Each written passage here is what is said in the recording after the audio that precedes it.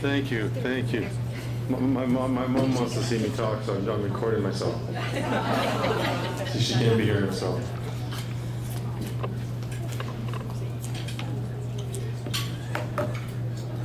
Wow, what a day. Amazing research, challenges, camaraderie, good food. You're probably happy. I'm going to take your word for it. I'll just check in with you. Do you mind if I check in with you? Yeah. Okay, here it goes. If you're happy and you know, clap your hand. If you're happy and you know, clap your hand. If you're happy and you know, and you really want to show it, if you're happy and you know, clap your hand. Wow, thank you for clapping. Well, like many of your patients, there was a time when I couldn't applaud very loud for my circumstance or my situation. Like many of your patients, there was a time when I was diagnosed with a chronic disease, and there wasn't much applause that we had. In the spring of 2005, I noticed that I had a hard time writing my name and brushing my teeth, and I thought to myself, you know, that's odd. I went to my family doctor in July of that year, and I said, Doc, I'm having a hard time brushing my teeth and writing my name. He looked at me and he said, that's odd. But he said, I'll tell you what, I'll refer you to a specialist. So in October 2005, for the first time I met a guy named a neurologist. I said, Doc, I'm having a hard time writing my name and brushing my teeth. He looked at me and he said, that's odd. But he said, I think I know what your choices are. I think I know what you have. At least I know what your choices are. You either have a brain tumor or Parkinson's disease. Yay! Thank you very much. Really good choice. Thank you very much. So the MRI in January of 2006 ruled out the brain tumor. So fortunately, I just had Parkinson's disease. So that started a journey of a personal experience about. Well, I actually remember sitting in the car outside his office. And kind of sort of numb, just sort of sitting in the car, because I actually knew a guy that died with a brain tumor, and actually my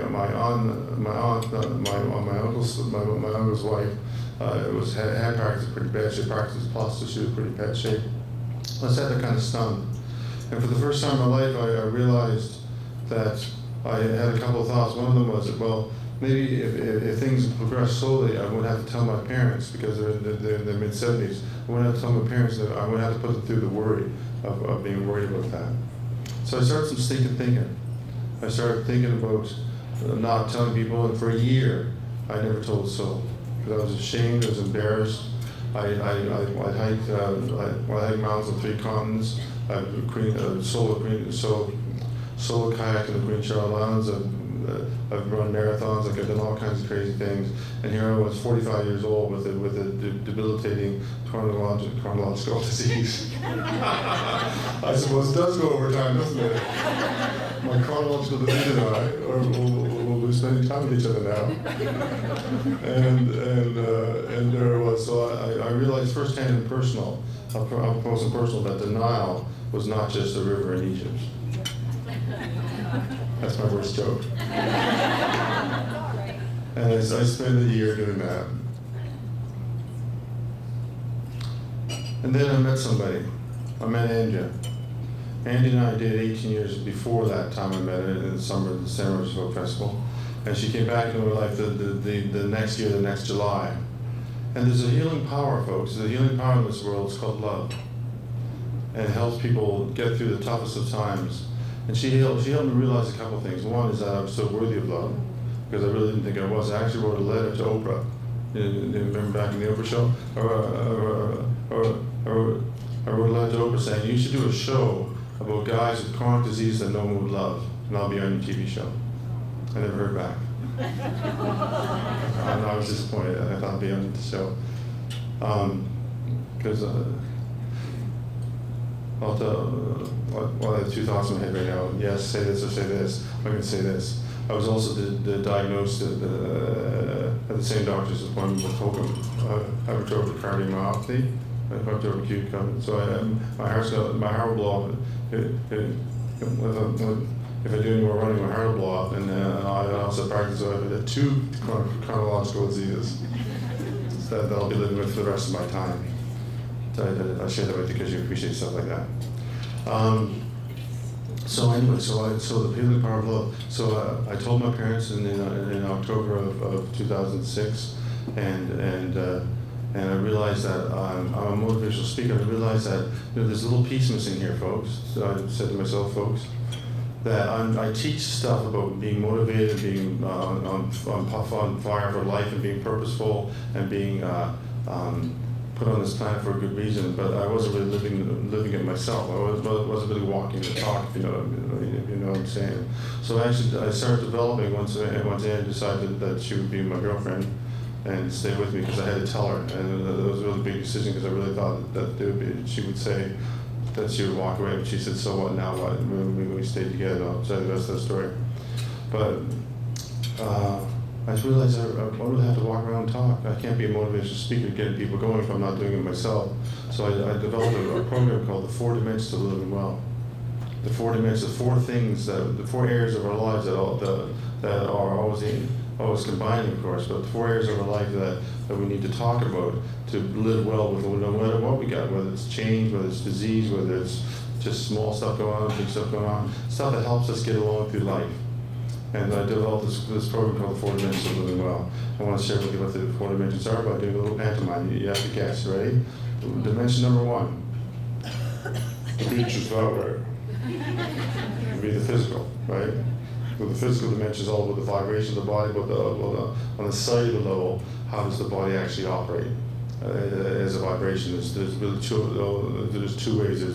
There's harmony and health, and there's sickness and blah, which is more like blah, which is where you folks work. You work with people that go come in and blah, and you try to get them back to The second one, so we have the physical. The second one. Here's a clue. The heart, which is the seat of the emotions. Thank you. So the emotions. Now I can talk about happy, sad, and glad, or mad, sad, and glad. Those are the 3 emotions. There are no other feelings about that. Happy, sad, and glad. That's all there are. All the rest are just subsets or combinations of those emotions. But I want to share with you tonight's thoughts and ideas around the whole notion of not how we feel, just being a person, it's a feeling person, but how we feel in connection with other people. So I want to talk about the emotional connection that we derive joy, juice, and then strength and courage from. And so we got the physical, we got the heart, and we got this one, the mind, which is our thoughts. Our attitudes determine our altitudes. Our attitudes determine our altitudes. And I want to talk about how we can change our thoughts and get on with the business of living, no matter what happens. And the last one is more like this. The more the spiritual. Now I can talk about church and mosque and synagogue, but I'm not a spiritual leader. I want to talk about spiritual from the point of view of being connected to something bigger than us. When you're connected to something bigger than us, you're on a pretty powerful journey. I have my clicker. Here are the slides. I apologize to the French that we actually translated in the French, but we realized there were slides missing, so we had to split them in English. So I apologize for the non-French slides. So they're both English. I want to start off with the physical, and I really ask you a question. The question goes like this: is it actually true or false? It isn't the mountain ahead of you that wears you out, but the grain of sand in your shoe. True or false? That's true, isn't it? It's not the big stuff. We can take on the big stuff. We can take on those huge challenges of life. It's the little things that add up over time to wear us down over time. And enough grains of sand in your shoe does not a beach make. It just makes a lot of grains of sand in your shoe, a lot of stars, there's a lot of things to do. So I want to share with you the research on this.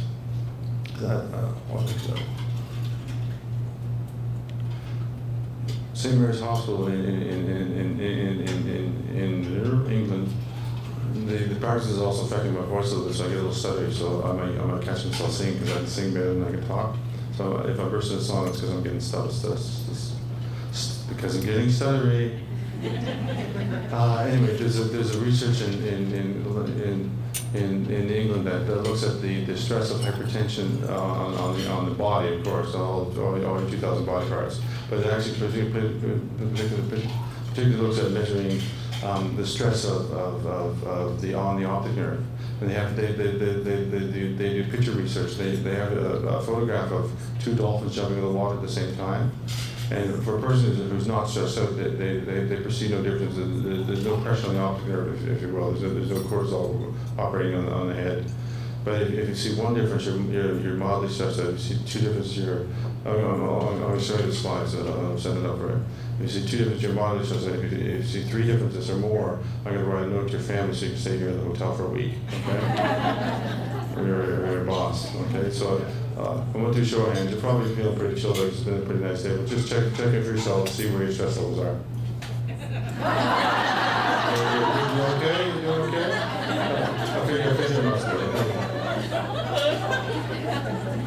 So not too bad. It's been a nice day, so you're probably okay. But the physical attack on the body of cortisol and the other stress hormones is really pronounced. And in order to take care of the physical dimension of living well, we have to take care of the body. There's three big areas, three big topics, three big categories that we've alluded to today that I want to reinforce and tag. One of them, of course, is, I forgot my go on. The tricky part of the physical stress and hypertension is really difficult to catch it, because it would be so easy if we were all glowworms, because we could just sing this little song that goes something like this. I wish I was a glowworm, but glowworm's never gone, because how can you be grumpy when the sun shines out your bum? So you can see your boss on Monday morning, oh, you're going good, boss. You got a good weekend. Or you can see your colleague, man, you're burned out, you better take care of it. If it were so easy, but it's not. We have to be very careful with this and watch, make sure we don't get caught up with it. So three big things that I talk about, I'll just flag them for a moment here because we're not going to spend a lot of time on them, but I want to talk about three powerful things with the physical dimension, and one of them is the power of sleep. Now, we don't talk much about sleep, but we talk about life, work, balance all the time, about life, work, balance, awake and sleep. But we spend a third of our life asleep, folks. Do you know how many years it is in the course of your lifetime? That's 26 years asleep in bed. We're trying to get to sleep in bed. There's nothing we do more. We spend 26 years in bed. And apparently we spend 6 months of life brushing our teeth and 3 months looking for lost socks. But there's nothing that we do more of than sleep. So if you want a free study guide, 7 Steps to Wake Up Happy, complimentary guide, please email me and I'll send it to you, because you getting to sleep is very powerful stuff. And so it's sleep, exercise, and diet. Now my advice on diet is very simple. Red wine is good, chocolate is good, and every meal should have 5 colors. That's my advice. That's my nutritional expertise. It's red wine, chocolate, and 5 colors. But there is exercise. Okay, now this is the great little maxim. I want to share this with you. It's called move or lose it. There's been suggested that we should exercise more. Now, oh, to be so nimble, huh? And as a person with Parkinson's, it's quite literal. If I don't move my right side, I lose it. It starts to stiffen up. So yoga and all that kind of stuff is powerful. So the whole purpose of the issue around physical living well is to lighten up, and that's a cellular conversation, folks. A cellular conversation. Get sleep, get nutrition, and lighten up. So I want to share with you a story that brings me from this afternoon's activity into this moment. And it's about the power of laughter and the power of the body physically laughing. I was on a flight from Calgary, from Victoria back to Calgary, and I got to the airport a little bit early. And I was there for my 5 o'clock flight, but the 3 o'clock flight was just about to leave. And the check-in gal said, look, there's 1 seat left on the 3 o'clock flight, would you like to grab that? I said, sure, I'll take it. I don't mind flying, but these little, how'd you put it, the little skirted planes, what do they call them? The little shrimp planes? I call them puddle jumpers. These little puddle jumpers that could do these little regional jets. The puddle jumpers are like about 6 feet around. They're about 6 feet big, 6 feet tall, and I'm 6'3", so I'm automatically at a disadvantage when I go on these things. So I get into seat 1A. Seat 1A is the bulkhead. I slide by a little old lady. I'm sitting with my knees around my cheeks, literally, just sitting like this. I said, what a flight this is going to be. And the little lady points at the obvious. She says, why don't you sit over in seat one? There's only 4 seats, right? There's like 10 rows of 4 seats, so one A, B, and C. Why don't you sit over in seat C and you can put your legs up the aisle? I said, that's a great idea. So I asked the stewardess, I said, ma'am, do you mind if I, she actually had a coat over the seat. So I said, ma'am, do you mind if I sit in 1C? She looks at me and she said, oh, big sigh. Oh, I was going to sit there. I don't know, we're having a bad day. And then there's this pregnant pause, and she said, oh, go ahead. I was like, damn right, I'm going ahead. So I had to move a coat over to seat 1D. She does her drinks thing and all that kind of stuff, comes back, sits down beside me by the window, and she's doing some paperwork, and all of a sudden she's going like this with her head. You're making sort of a sound like that. And that's the universal sign for what? She's got a headache, right? She's got a bad headache. Now, I'm not sure if you know me very well, but I'm not one to let that go. So I said, ma'am, I've got something that will cure your headache. She said, no, I'll go in and so on. I said, really, I really have something that will cure your headache. And I reached into my bag, and I pulled out one of those things I gave you this afternoon, which was a clown nose. And I said, wear this. It'll take your headache away. And she said, are you kidding? And I said, yes, I am kidding. That's the point. Now, I didn't give her the background I didn't give her the body chemistry thing around endorphins, social cortisol, and all that stuff. I said, but she said, I can't wear that. I have to look responsible. I said, yes, you can. I'll hold up a book for you. So I got an honorary magazine. I held it up like this, and she said, okay, all right. She put it on.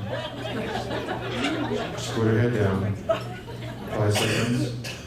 10 seconds. It's gone. My headache is gone. And sure enough, it moved 25 seconds. There was enough silliness in the nose to flush endorphins to wash away the cortisol to literally dissolve her headache. Now, that's a powerful tool. That's a very powerful tool. I promised to give you a stress buster device, and you actually got it this afternoon. But I want to share with you how powerful it is. But I want to finish that story. That was her 5th flight that day. She started at 4 a.m. It was her 5th flight. She had a splitting headache in her 5th flight, and she had beaten nose cancer twice. So for her, it meant a lot to lighten up her nose, if you will. So that was very powerful for her. But the nose is very powerful for you, too. I want to give you a couple of things that you can do with it to lighten up your physical energy, and to make sure your physical dimension is going, One of them is to wear one in bed. And here's the formula. Light heart, heavy sleep. Make sense? Light heart, heavy sleep. Now here's the opposite. Heavy heart, light sleep. Does that make sense? Yes. Okay, I'm not talking heavy heart, light sleep. I'm talking light heart, heavy sleep. If you want to give one to your partner, you can use imagination. I'm not going to go there. The other thing that's really valuable when you have a nose is to put one have it in the car. Ever get stuck in construction? And then people are trying to cut you off all the time?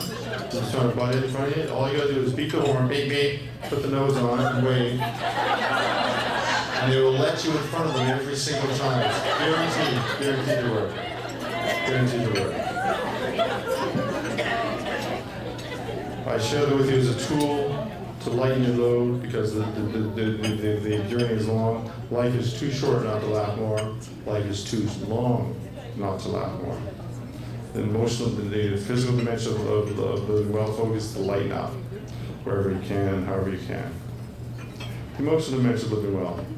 I had the good fortune to travel to quite a few countries in my lifetime and part of my career, and I traveled to different countries and I learned different languages. I want to share with you two different languages that really kind of summarize this whole notion of being inspired with other people, getting along with other people, to be sort of at one with other people. And the song that goes with this is my baby daughter's favorite song. It goes something like this.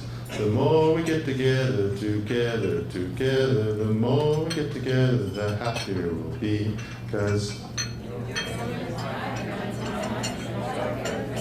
the more we get together, the happier we'll be. So that's what the emotional dimension is all about, because there's an incredible juice incredible power that comes when people are working together for a common cause, when they get along with each other, and when they do something together for the purpose of love, to get results for other people. So the words I want to share with you are Namaste and Ubuntu. The top word is Namaste. I've been to Thailand and India and Nepal, and over there they greet each other. They don't shake hands with you or kiss you on the cheek like we do over here in Quebec or in Canada. They actually just put their hands together and they bow. They go Namaste. So when they're greeting someone, it doesn't matter what age you are, they bow and say Namaste. Now, I want to share with you what that means in English, or I'll say. It means the light in me honors the light in you. That's kind of a nice way to say hi to somebody. Hey, I like your light. I like your light. The light in me honors the light in you. So that's Namaste. That's a real spirit of togetherness and joy. And I think there's a lot of emotional connection in that. The other word is Ubuntu. Ubuntu is from Africa. It's common in several languages, but so I won't give you details on that. But Ubuntu means very simply, this is a wonderful conversation for what you do, because Ubuntu means I am because we are. From me to we, I am because we are. What a great theme, if you will, for an organization like yourself that believes in population health, believes in primary care and primary prevention. I am because we are working together for the common good of the community. It's a beautiful sentiment. Now, I could leave it there and say, well, that's all happy dandy, but the truth is, folks, that there are jerks in their lives. They're jerks, they're idiots. Yeah. Just me. People that get under your skin drive you crazy. Is it just me? Yeah. Okay, just me. How many people have a person that drives them nuts? Hands up. How many are sitting with the person that nuts?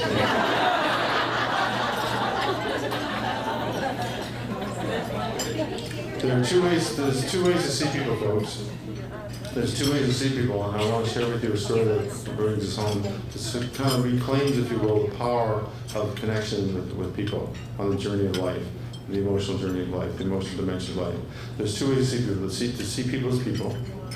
That's one way to see a person, so they count the same as you. Then there's to see people as objects, so they drive you nuts. I was coming back from Belfast, Northern Ireland on a flight, and I was running a bit late. And I was going to the security area, which is kind of drives me nuts when you run late because you know how pokey they are. I'm not sure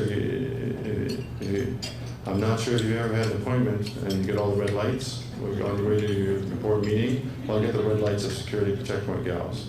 I put my bag on the little track thing. She said, "Can I have your boarding pass, please?" I give her my boarding pass, and the bag slides through, and then it pokes at the other side, and then sucks back in again. And I was like, "Oh, this is not good. This is not good. I'm in a hurry. It's not good." So she starts to check. She asked me the 5 words that no one in a hurry wants to hear. Is this your bag, sir? I've never seen that bag in my life, sorry. Of course it was my bag. And she puts on gloves and she starts checking my bag. Now I'm starting to get really irritated. I've got a flight that's leaving very, very soon from this moment. I have to get to this security checkpoint, and she is quickly becoming a person that I hate. I detest because she's moving so slow. She does it like cold molasses. Of course, you can't show it. Because if you show that on the inside, it's going like this. Oh, stupid. On the outside, I'm going,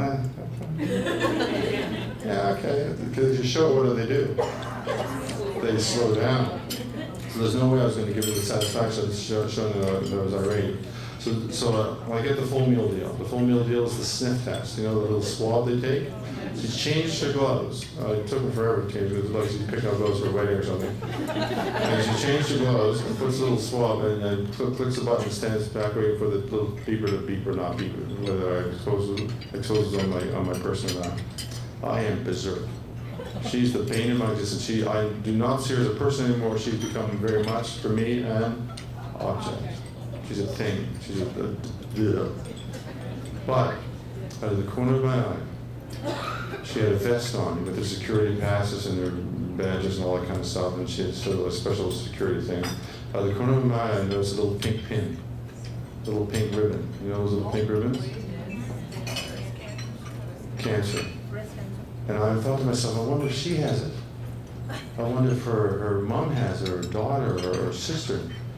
And then I started thinking about my friend Karen, who was just diagnosed the week before I left with breast cancer. And she was about to start chemotherapy, and she was kind of worried about it because it's a very, very tough thing to do. It's really hard on the body. And all of a sudden, that security checkpoint gal went from being the bane of my existence, the person I detest, to being a person again, because I found something in common with her. I could see her humanity again. I could find her humanity. I could see her as a person again. And when she passed it back on my boarding pass, I realized that I was actually very, very grateful, because you can't be negative and thankful at the same time. You can't see a person as an object and be thankful. I was actually very thankful. She passed it back on my boarding pass. I said, ma'am, I want to thank you. I so carefully checked our bags so we could fly safely in the skies today. I really meant it. It was just a very sincere compliment. And she took a step back. She said, "Oi, we don't get many people saying that." Now, 2 minutes earlier, I would say, "I bet you don't, lady." But the fact was, at that moment, we saw each other as a person. She was doing her job, and the truth was, there's no terrorist on the planet that's going to get past her. That's actually the truth. And I caught my flight, and we made a little bit of a connection there. So instead of a difficult person, I was draining my energy, draining my life force, making me more irritated, more of a nuisance. I was able to find humanity, not by my choice, but just by sheer coincidence. So here's my question for you. That person still drives you nuts. They're still there. They haven't gone away. But is there something you can do to find their humanity again? To find something beautiful about who they are? And if you can, you can reinforce and rebuild your emotional connection. And that emotional connection will not take your life force away, but actually give your life force back. A little bit of homework for you. Emotional dimension living well is to see people as people and realize that everybody you meet is fighting a hard battle.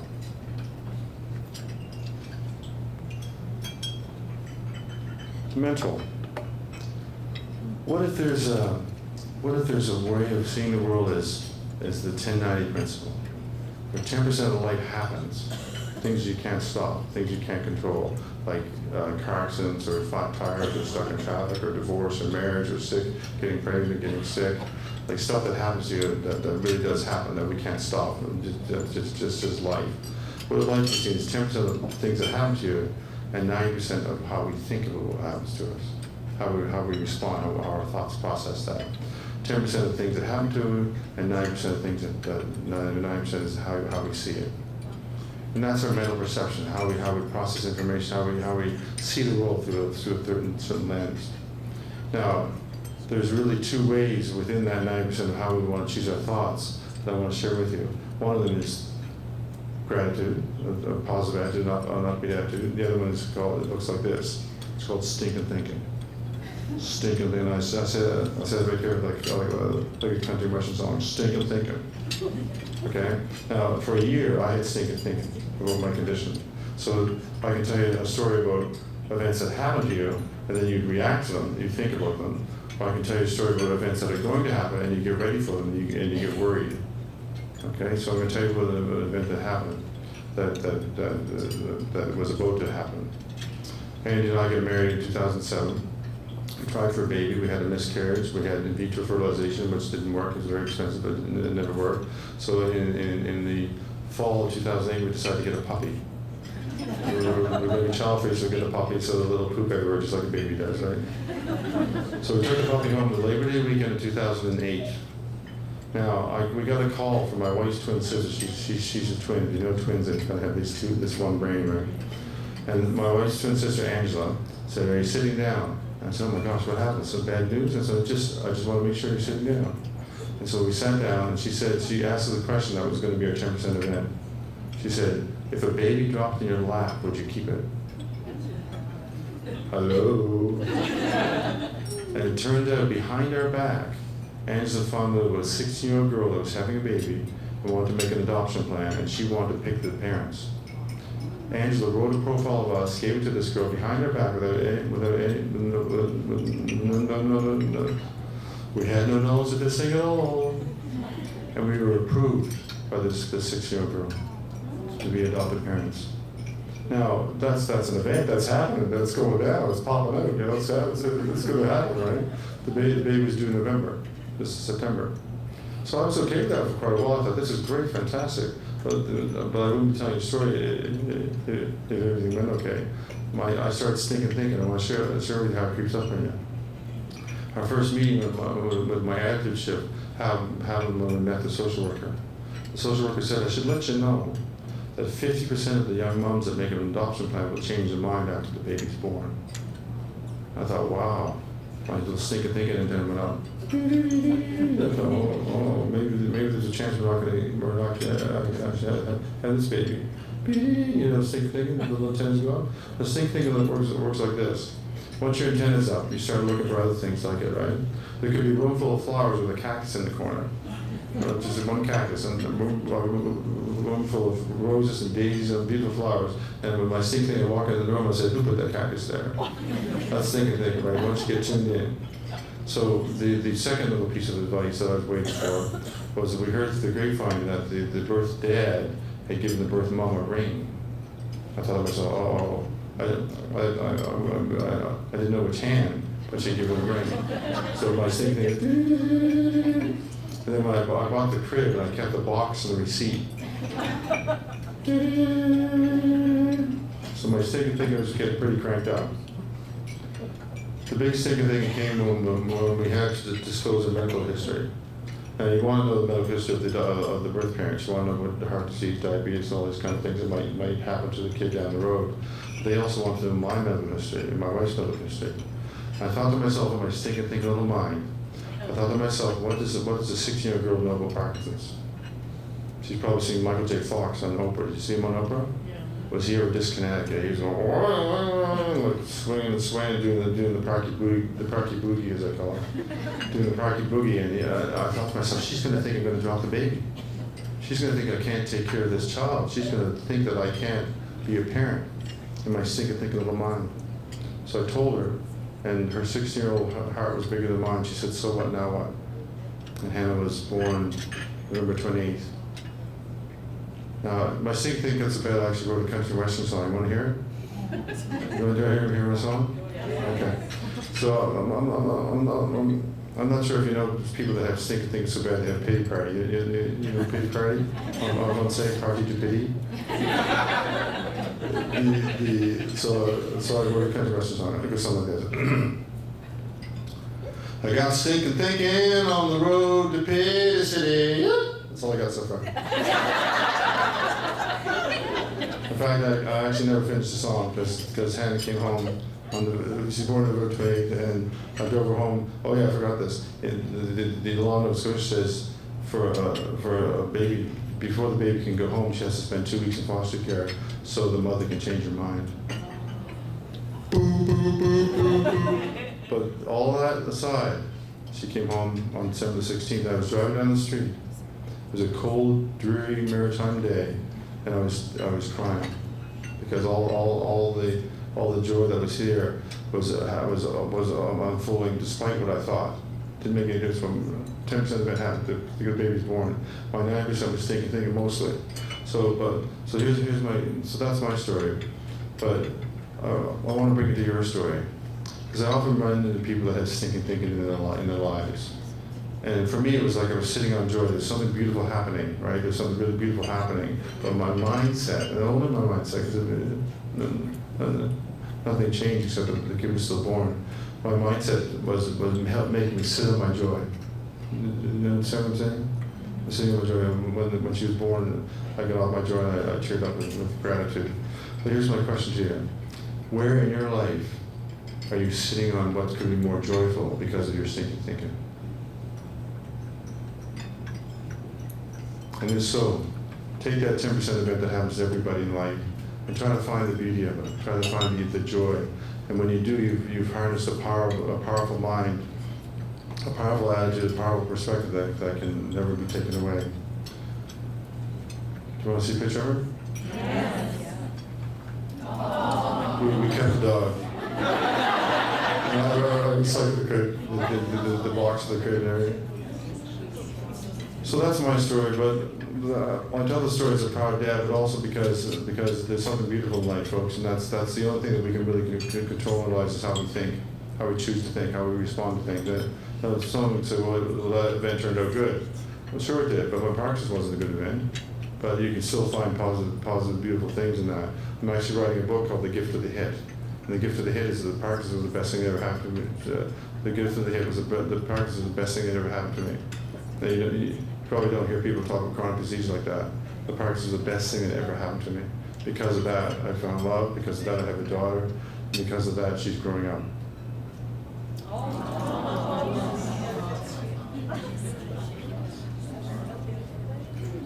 So the mental dimension of living well, folks, is to choose your perspective.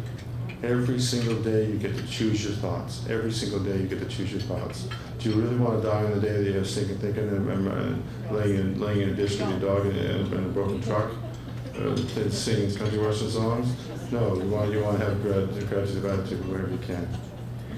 So physical dimension of living well, emotional dimension of living well, the mental dimension of living well. What's the last one? The spiritual. No, that's good. To bridge into the spiritual, that's for me. You to bridge into the spiritual dimension of the well, I want to share, have a little show of hands. How many of you have heard about a couple that were childless who adopted a baby and then had their own biological baby? Hands up. Most of you.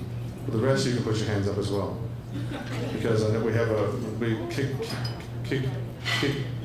I'm trying to say kicking it old school. We did the old-fashioned way. We had a baby boy who was now 14 months old.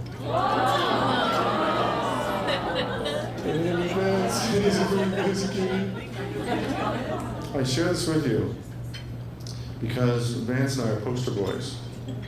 We're poster boys to the Parkinson Society of Canada. And the quotation that goes in the pamphlet and the brochures that we're featured in it goes something like this. After Parkinson's, life goes on. And that's the truth, folks. I had a baby after I was like, oh, it's emotional. Don't mind me. Parkinson's, Hokum, and something called inspiritis, the inflammation of the inspiration. And when my inspiration gets inflamed, I get cheery. We're poster boys, and I guess I want to share that with you because no matter who you work with, and I know patients can be difficult times and not take advice and all that kind of stuff, but they still want to have something to live for. They still want to have something to live for. There's still a power inside of them that longs to have a healthy life, to cope with their disease, to manage their chronic condition, or whatever that's like.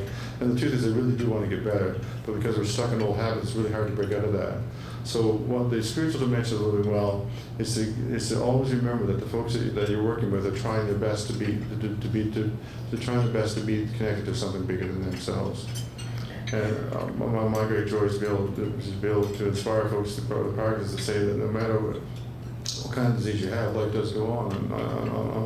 I'm a dad with 2 kids under the age of 3 at age 52. Like, who would thought, why did anyone in the right mind do that? So spiritual living well is serving a higher purpose. And there's a great book by a guy whose name I forget. Man's Search for Meaning. Viktor Frankl, thank you. And he was fascinated by, or perplexed by the fact that when the folks in the concentration camps, some of them made it and some of them didn't make it. Some of them lived and some of them didn't live. They all fed the same. They're all given terrible conditions. They all had terrible living conditions. But some of them made it out of the concentration camps. Some didn't make it out of the concentration camps. And he studied that intensely. And he realized that the people that made it out of the concentration camps did so because in their mind, in their sense of connection, they still have something left. They still have something beautiful left to do in their lifetime. They still have something beautiful left to do. One person was a violinist, and they were imagining having a concert when they were out of the concentration camp. One lady was a gardener. She wanted to clean up her garden. She was imagining all the weeds that were in the garden over the last couple of years being in the concentration camp. And so when you do what you do, there's two levels of conversation. When you do what you do, know that you're doing something to help other people through the healthcare system, whatever level you're at. And so with the show of hands of everyone's different job and everybody's different role. But I like to remember these three things that you're actually helping people get back to. Over and above the chronic condition, over and above the hypertension that affects their lives. What you're helping people do is get back to the things they value the most. And as I travel this beautiful world, I realize that no matter what culture you live in, there are three things that every human shares, three values that every human cherishes, three things that every human wants to fulfill during their lifetime. I'm going to share those with you. It doesn't matter what side of the tracks you grew up on, it doesn't matter your color, your religion, how much money you have, where you live, rich or poor, it doesn't matter. Everybody has these three things. I want to share them with you now. And so when you do what you do, the bigger picture is this, that you're helping people get back to this. Okay, the first thing is to love and to be loved. Everybody wants that. Everybody wants to be loved and to be loved. The next thing is to do right by your family. Whatever family is defined for you, to do right by your family. And the third thing is to make a difference with your time and your talent. Make a difference with your time and your talent. Here's a shot I took when I was in Nepal. I have a hero by the name of Sir Hillary. Sir Hillary climbed Mt Everest in 1953, one of the 20th century's greatest achievements. I was fascinated by him as a kid. I wanted to follow in his footsteps. And back in 2001, I got my gear, I got on a plane, and I went to meet the mountain. And I'm pleased to announce that I made it all the way to the bottom of Mt Everest. Thank you. Thank you very much. Now, I can tell you stories of getting to the top, but I actually didn't get to the top. People die at the top, right? That's not much fun. But I got to the bottom. When I got to the bottom, I heard another story. I heard the story about how Sir Hill got to the top of the mountain. For him to get to be the first man on the top of on the roof of the world in 1953, it took 350 Sherpa porter guides like this guy. 350 of those guys carrying 10 tons of gear over the course of a 3-month journey to get him to the top of the mountain. He's the hero. Knighted by the Queen of England, a hospital built after him, famous name, blah, blah, blah, blah. The unsung heroes are the folks that got him there. Every valley, every peak, every valley, every peak, they support him along the way. When I look at you folks, I see the unsung heroes of healthcare in this province. I see the people that make a difference.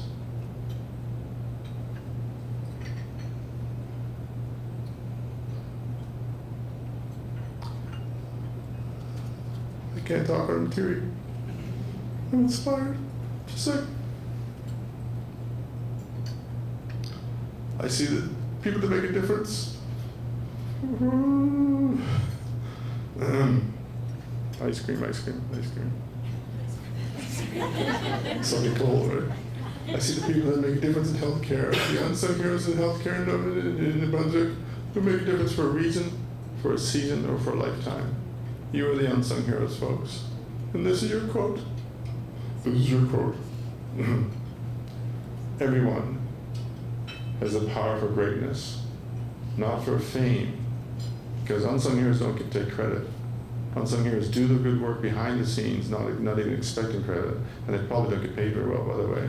The more unsung hero you are, the worse you get paid out. Don't ask me why it works that way, but that's how it works.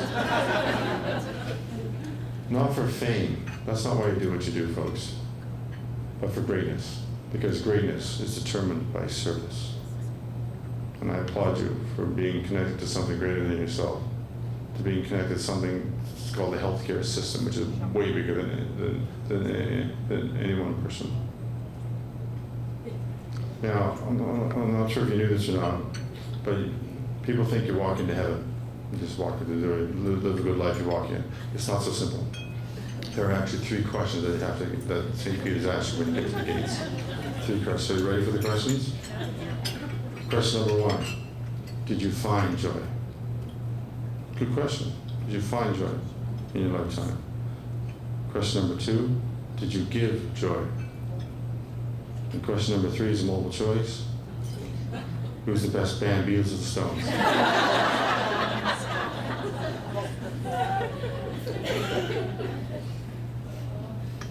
Folks, this afternoon I gave you a card. I want to close off by sharing with you what's on the card. It says, "Thank you, healthcare professionals dedicated to the prevention and management of chronic disease. You are our everyday unsung heroes." And then the comment, there's the guide to download your laughter exercises. If you want to email me for the sleep wake up happy guide, I'll send you that as well. I want to close, as I always do, with this little quote.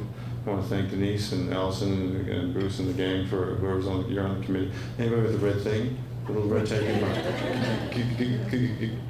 give them a hug sometime today, okay? I want to close with this and thank you for having me out.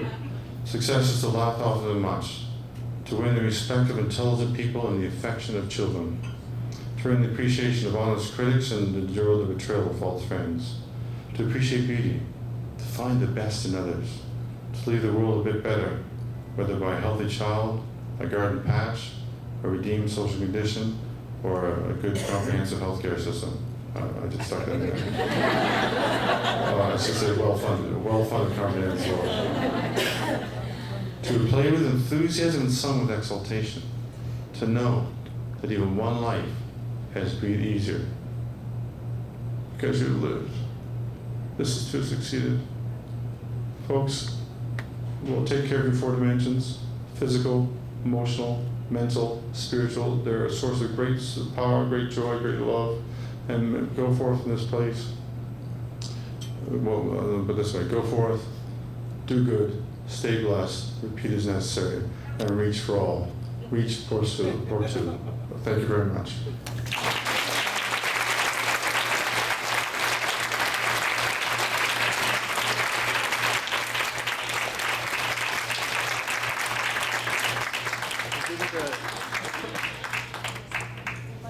Thank you very much, Peter. It was very inspiring. Very few dry eyes in the room. So I know that we can appreciate, but we don't live. Some of us do live with chronic disease, but your story is very inspiring, and I thank you on behalf of our conference. Thank you very much. It's a token of appreciation. Sorry, thank you.